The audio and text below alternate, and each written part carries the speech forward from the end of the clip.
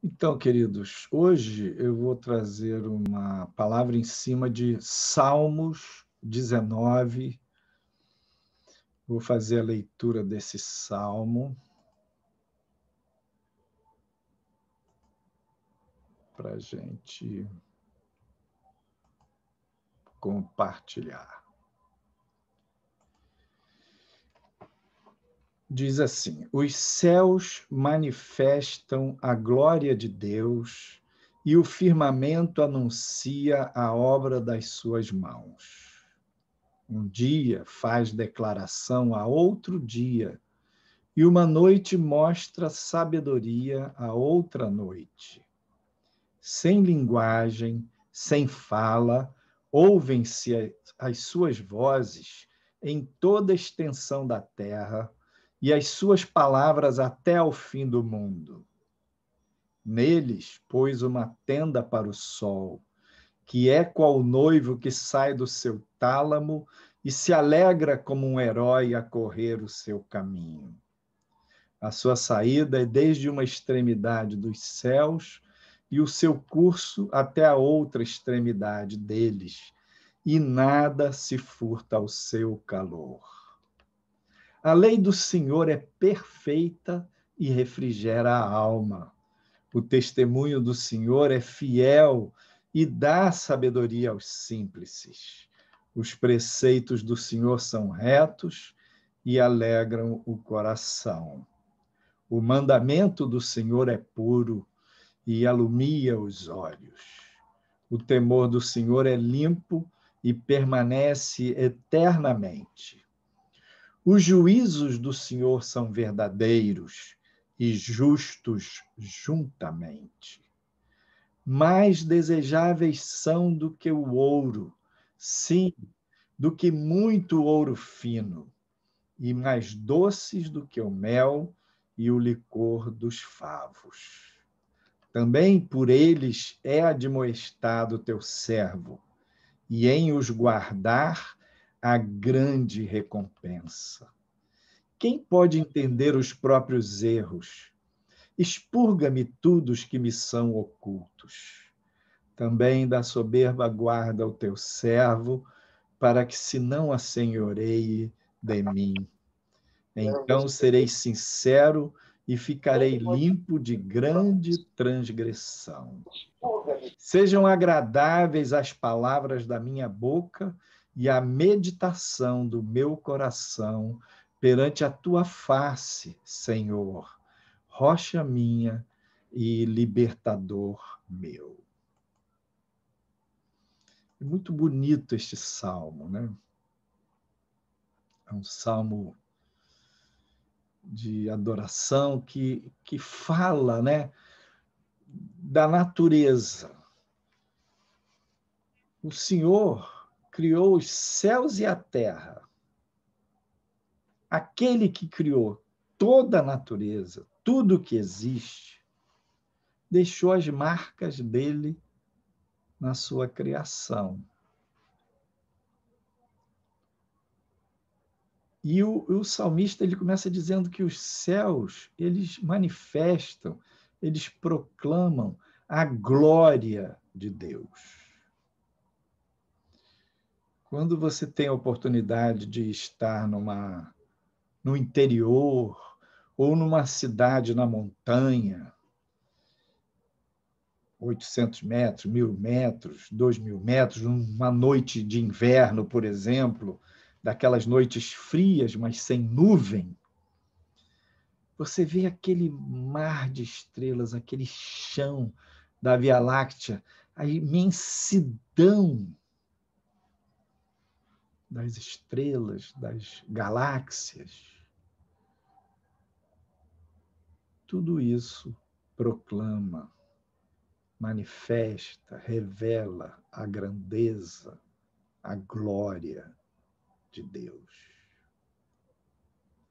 E é impressionante porque na natureza Deus fez tudo estar relacionado, tudo está conectado. O conceito da ecologia, né? A graminha, o sapinho, a formiga, o ar, o sol, o vento, o ser humano, os animais, o dia, a noite, as estações, está tudo numa sinfonia, numa harmonia, numa sintonia da vida, celebrando a vida, proclamando a vida, favorecendo a vida, dizendo: só o Senhor é Deus.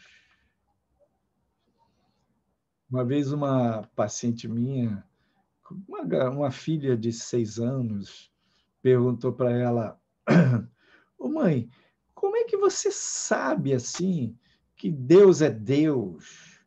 Como é que você sabe que Deus existe, que Deus é real? Uma pergunta desse tipo, assim, pergunta de criança, né? Ela ficou meio sem saber como é que ela ia responder, né? Aí a ajudante dela, a secretária dela, falou assim: ué, olha para o céu, olha para o sol, olha para a natureza. A natureza, ela proclama a glória de Deus. Toda a criação, desde um átomo de carbono na Terra, até as últimas galáxias do universo, tudo tem a ver com tudo. Desde o mais profundo do mar, até a dimensão espiritual, onde os anjos estão, até aquela dimensão mais sublime dos céus, onde o trono de Deus se revela. Está tudo conectado, tudo relacionado. Porque Ele criou todas as coisas, deixou essa marca do amor, do caráter, da generosidade dele. Porque dele, por ele e para ele são todas as coisas. Então, tudo se relaciona, tudo se conecta.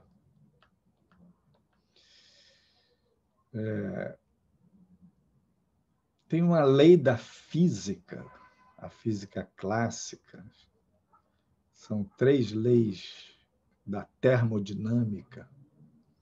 A segunda lei da termodinâmica é a lei da entropia.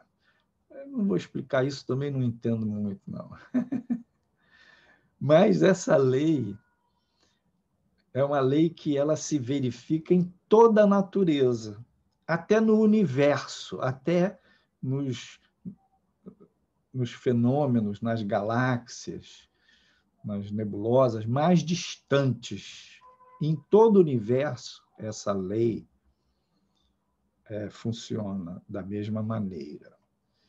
E ela quer dizer o seguinte, que tudo, qualquer corpo, qualquer ser, qualquer sistema, qualquer coisa que for deixado naturalmente, ele deteriora.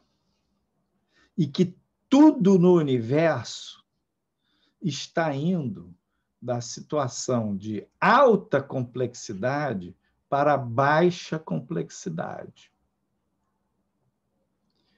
Uma coisa simples, você constrói uma casa e você deixa aquela casa, você resolveu se mudar de país e largou aquela casa para lá. Daqui a 50 anos, como é que aquela casa vai estar? Completamente deteriorada, destruída. As coisas vão nessa direção, da alta complexidade para a baixa complexidade. Só essa lei, se a pessoa raciocina direito, ela está indo em direção absurdamente contrária à lei da evolução. A ideia, né, do evolucionismo é de que as coisas vieram da baixa complexidade, pelo acaso, para a alta complexidade. Só que a alta complexidade numa mitocôndria, mitocôndria é uma partícula da célula, dentro da célula. É um negócio assim fenomenal.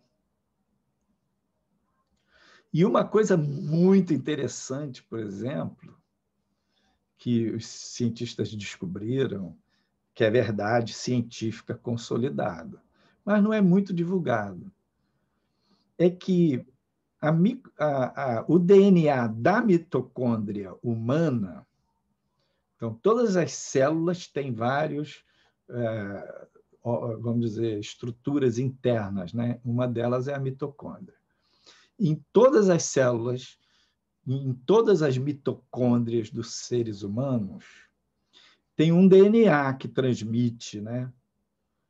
Como é que é o código de funcionamento da célula e da mitocôndria. Só que esse DNA da mitocôndria é só a mulher que transmite, não é o homem. Então, por exemplo, nós recebemos do nosso pai e da nossa mãe 23 cromossomas de um, 23 cromossomas de outro. Mas todos os homens e todas as mulheres, o DNA da mitocôndria recebeu das mulheres. E o que os caras descobriram é que todos os seres humanos procederam de uma única mulher, de uma mesma mulher. Através do DNA da mitocôndria, isso está provado cientificamente. Então, a palavra de Deus, ela é verdadeira. E na natureza, as coisas proclamam que há um Criador supremo.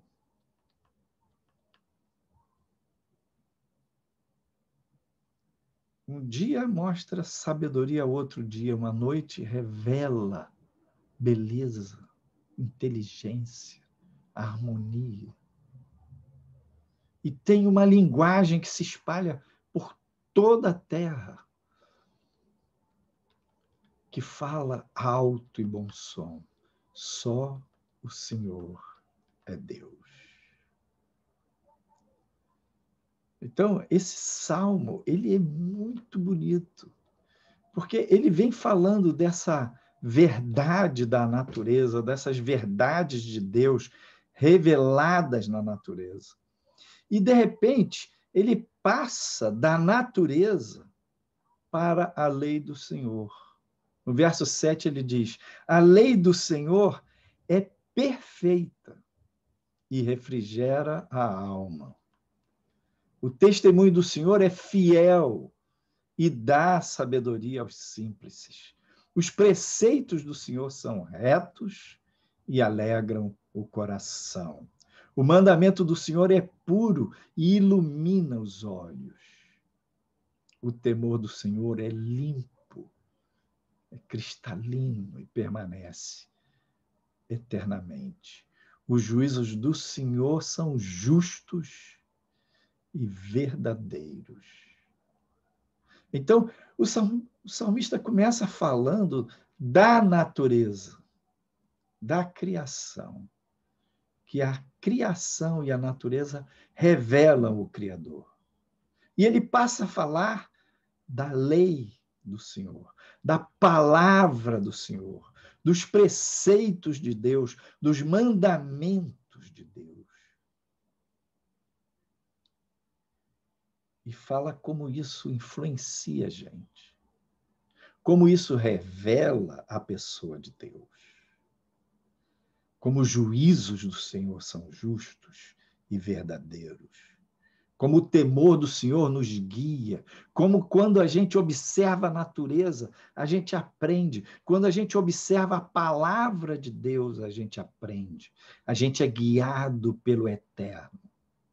Então, Deus não deixou a sua mensagem somente inscrita na criação, mas ele também levantou um povo, o povo de Israel. Ele levantou instrumentos, vasos, homens inspirados e deixou uma carta de amor para nós. A nossa regra de fé e prática.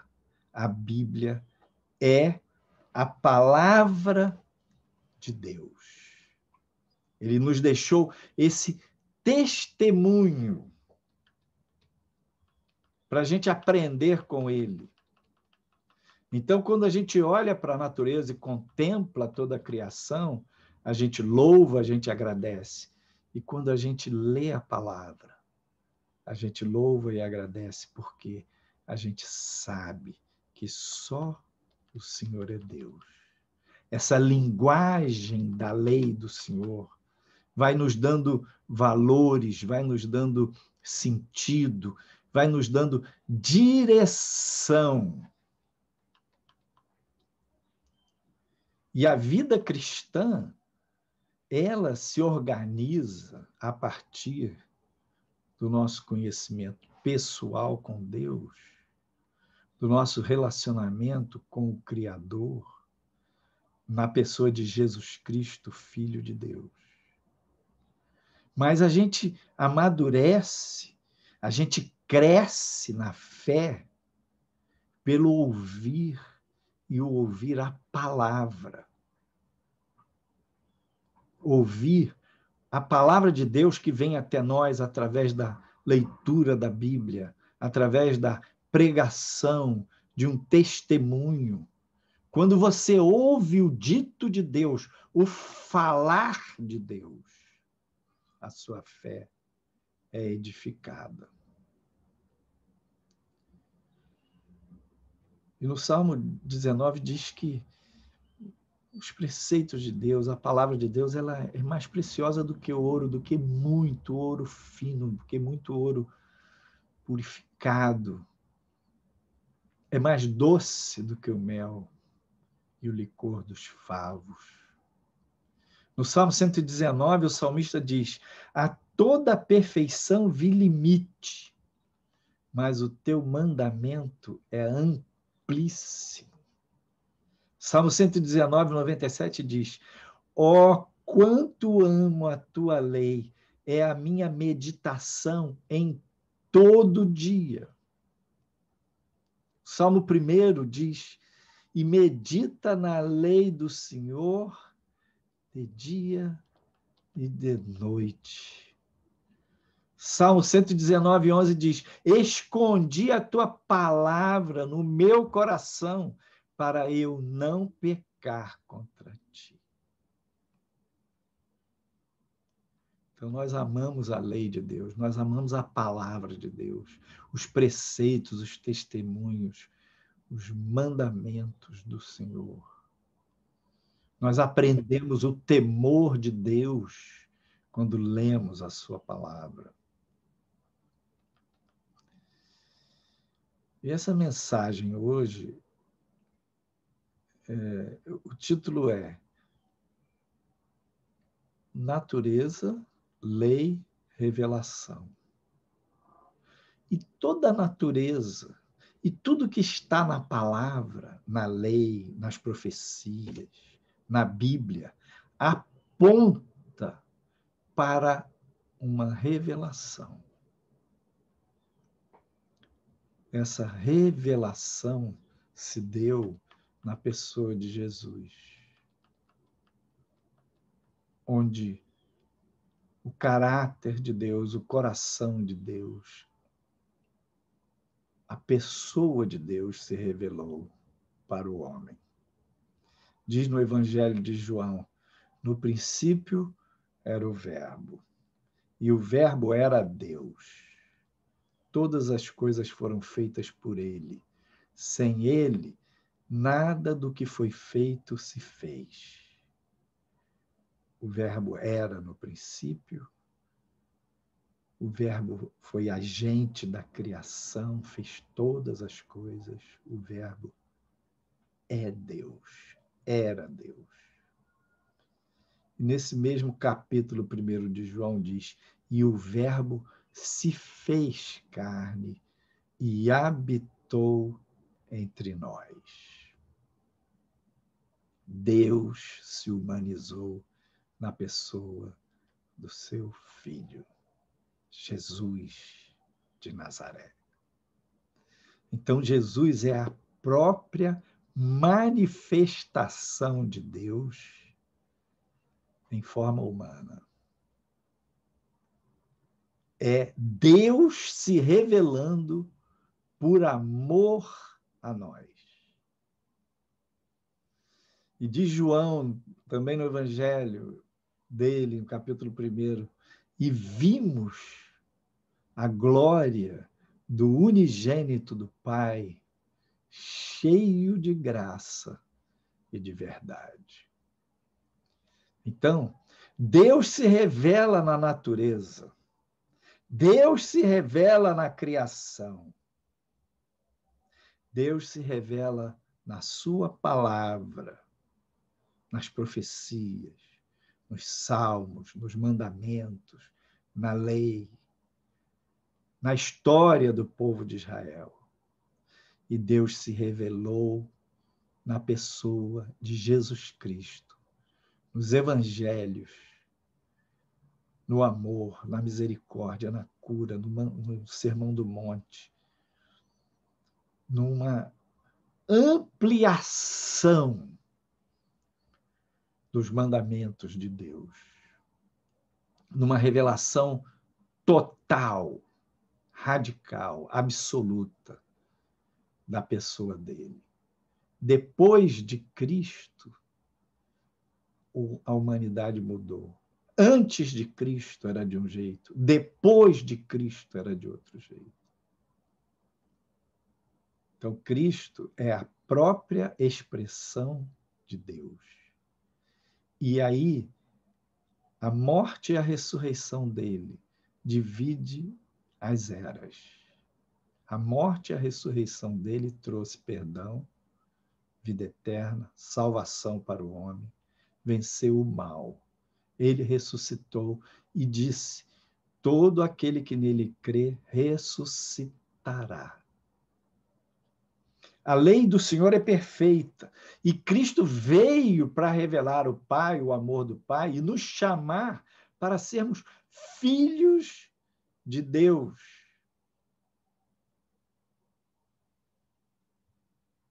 No Evangelho de João, capítulo 1, também diz: os quais não nasceram do sangue nem da vontade do homem, mas de Deus.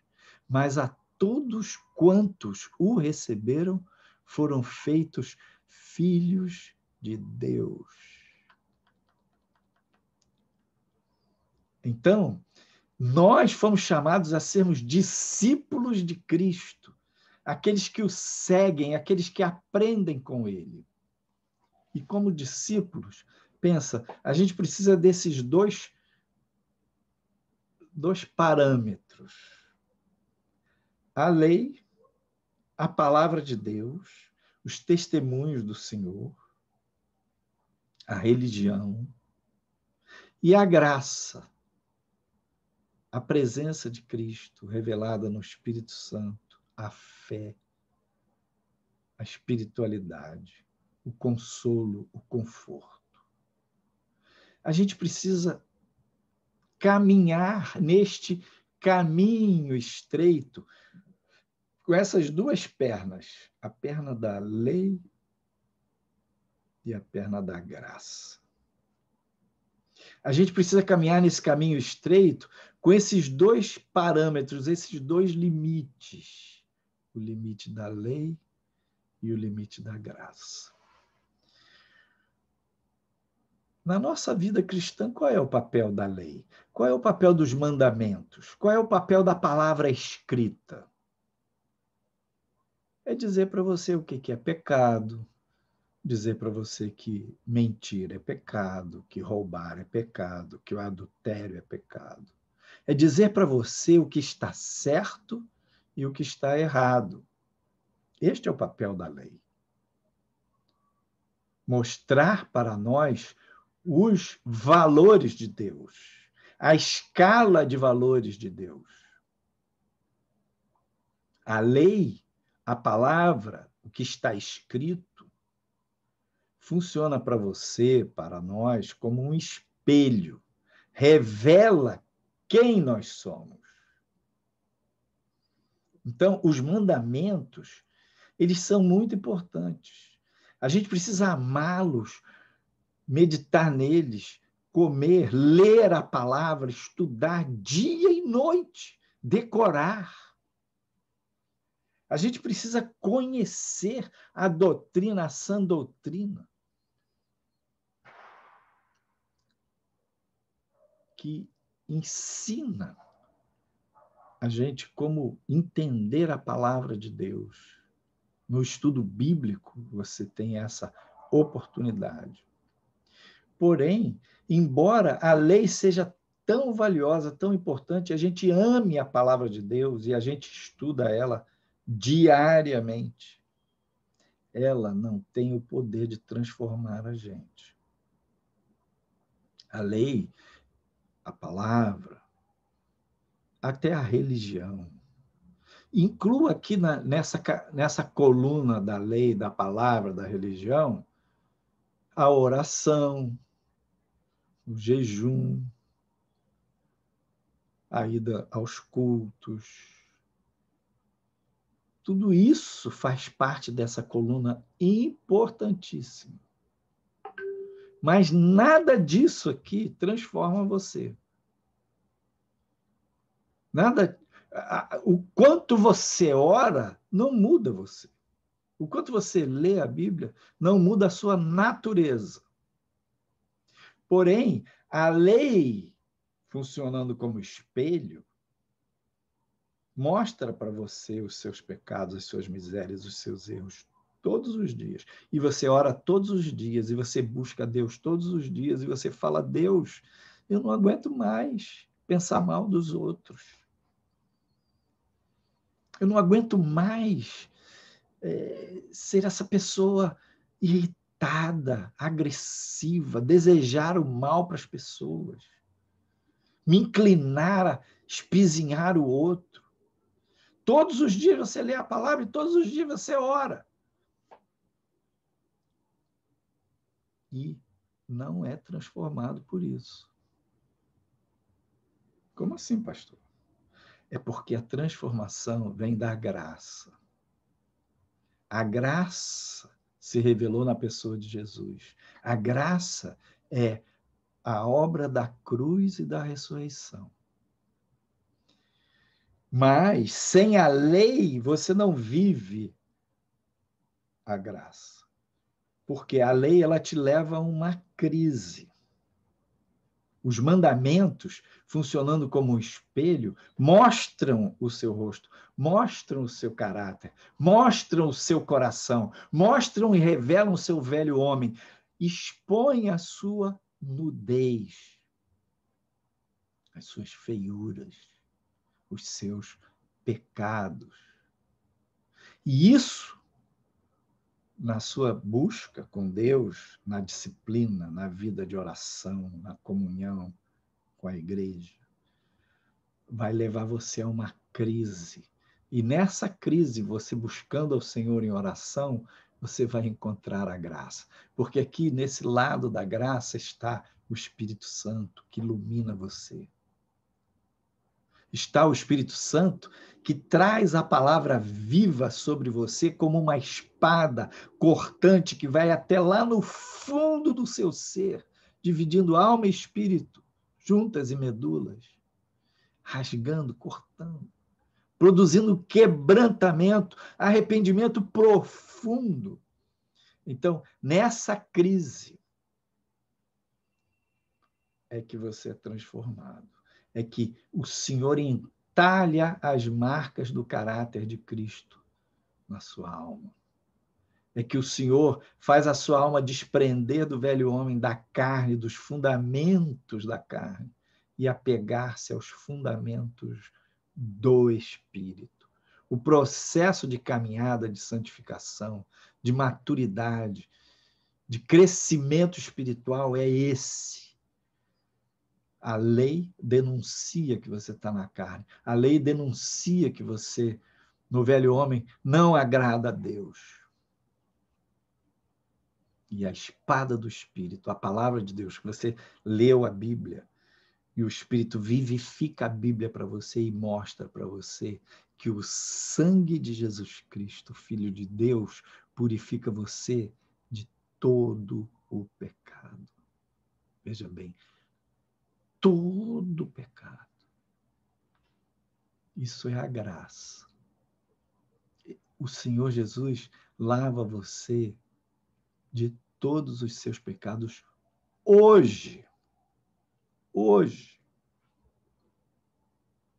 Isso é a graça. Então, a caminhada cristã, a vida cristã é uma, digamos, alternância entre a lei e a graça, entre os mandamentos,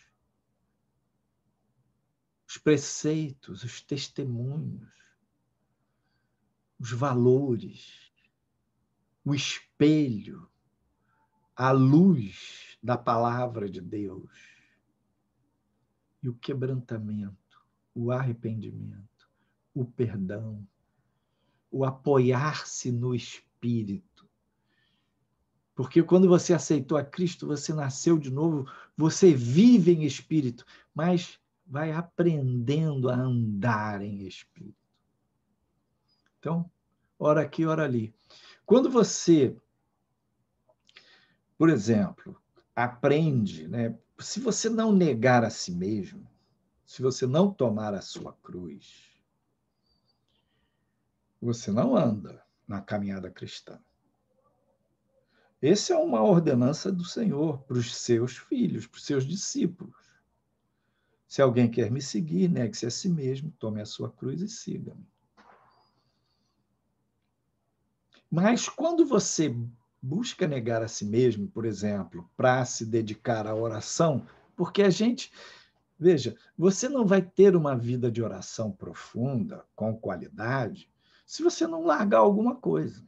A gente tem sempre um monte de coisa para fazer, ou para se distrair, ou para se divertir, ou de responsabilidade, ou de tarefa. Sempre. E a nossa alma, ela não tem uma inclinação natural para a vida de oração. Então, a vida de oração tem a ver com a lei. A vida de oração tem a ver com as disciplinas cristãs. É essa coluna aqui. E você entra nessa conexão porque você nega a si mesmo. Porque você disciplina a sua mente, seu coração, seu tempo, você prioriza. Mas agora há pouco eu falei, esta coluna aqui não transforma você. Você pode se perguntar, então quer dizer que vida de oração não muda a minha existência, não transforma a minha existência? Lá no fundo do fundo, não. O que transforma é que quando você aprofunda na vida de oração, você se quebranta, se arrepende dos seus pecados, você vai encontrar-se com a graça. O que transforma é a graça, é o Espírito Santo, é a espada do Espírito, é o poder da cruz. Isso é dessa coluna daqui. Porém, você só acessa profundamente as coisas dessa coluna quando você vive essa daqui. Se você não buscar Deus, não vai acontecer nada. Se você não estudar a Bíblia, você não vai aprender os mandamentos, os preceitos, as coisas de Deus, você não vai ter um espelho para se enxergar. Então, a caminhada é ora nessa, ora naquela. Por exemplo, quando você melhora a sua vida de oração, qualifica ela, está orando firme, você não percebe, mas devagarinho, o velho homem, a alma, a vanglória, o orgulho próprio, vão se misturando com a sua vida de oração. Quando você lê a palavra, eu já li a Bíblia 10 vezes, eu leio a Bíblia todos os anos. Você não percebe que aquilo, devagarinho, é como a lei da entropia, a segunda lei da termodinâmica. Devagarinho aquilo vai indo na direção da vanglória, na direção do pecado, na direção do legalismo, na direção de uma religiosidade morta. Então, é fundamental ler a Bíblia todos os dias para o cristão.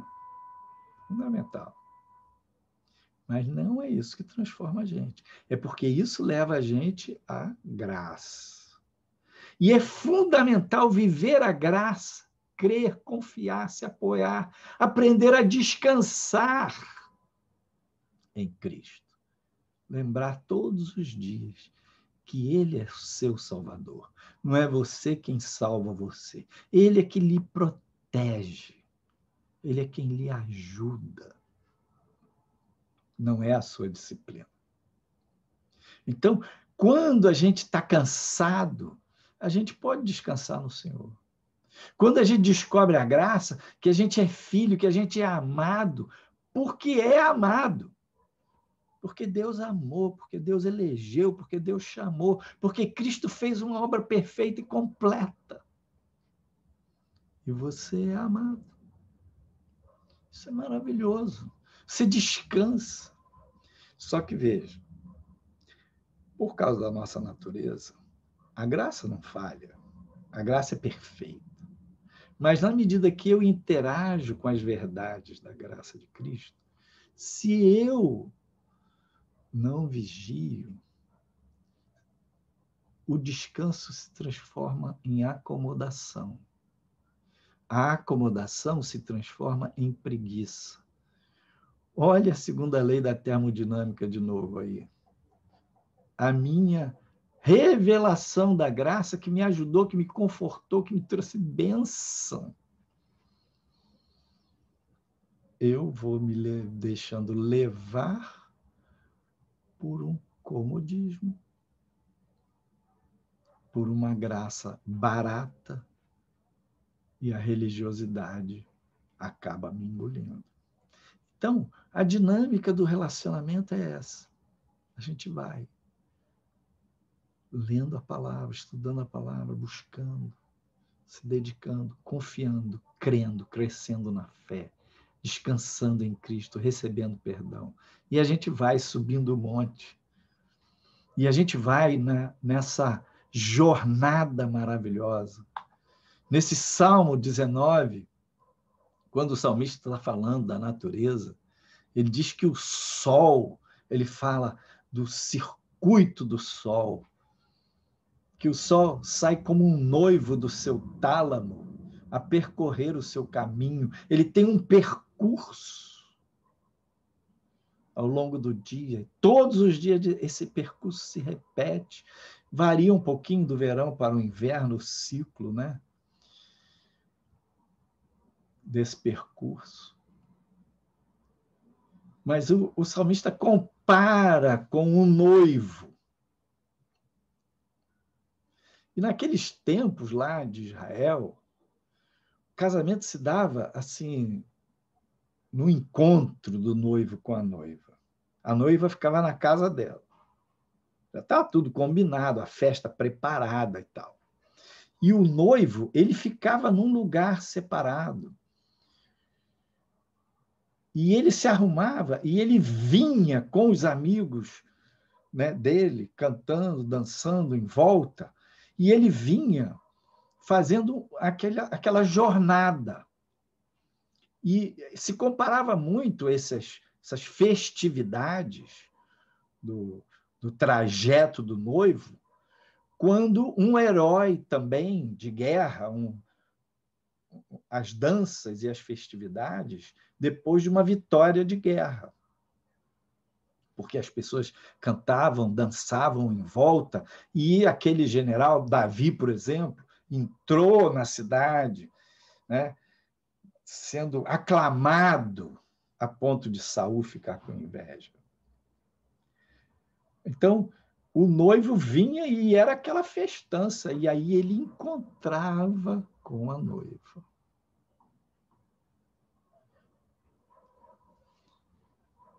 Jesus é o sol da justiça. E o noivo está se preparando.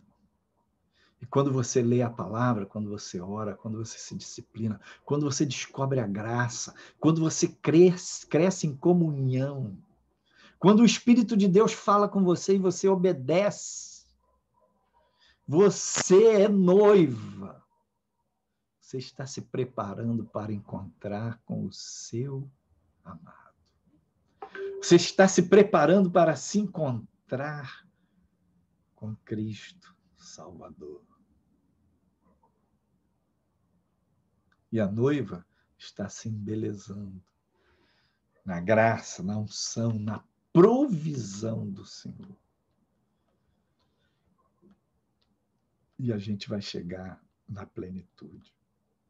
Muitas batalhas na história da igreja. Muitas guerras, muito sofrimento, muita perseguição, muita ignorância, muita oração, muito arrependimento, muito sofrimento pelo Senhor. A noiva de Cristo, ao longo desses séculos, está se preparando.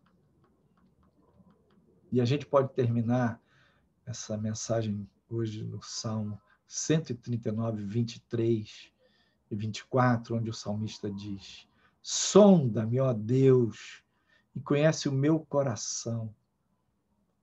Prova-me e conhece os meus pensamentos. E vê se há em mim algum caminho mau e guia-me pelo caminho eterno. Isso bate com aquele versículo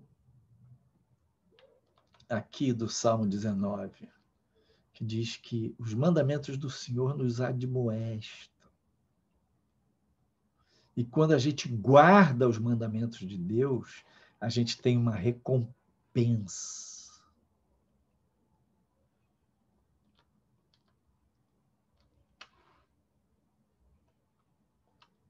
Que o Senhor recompense você, que o Senhor encha você. Quem pode entender os próprios erros? Mas Ele te livra da soberba.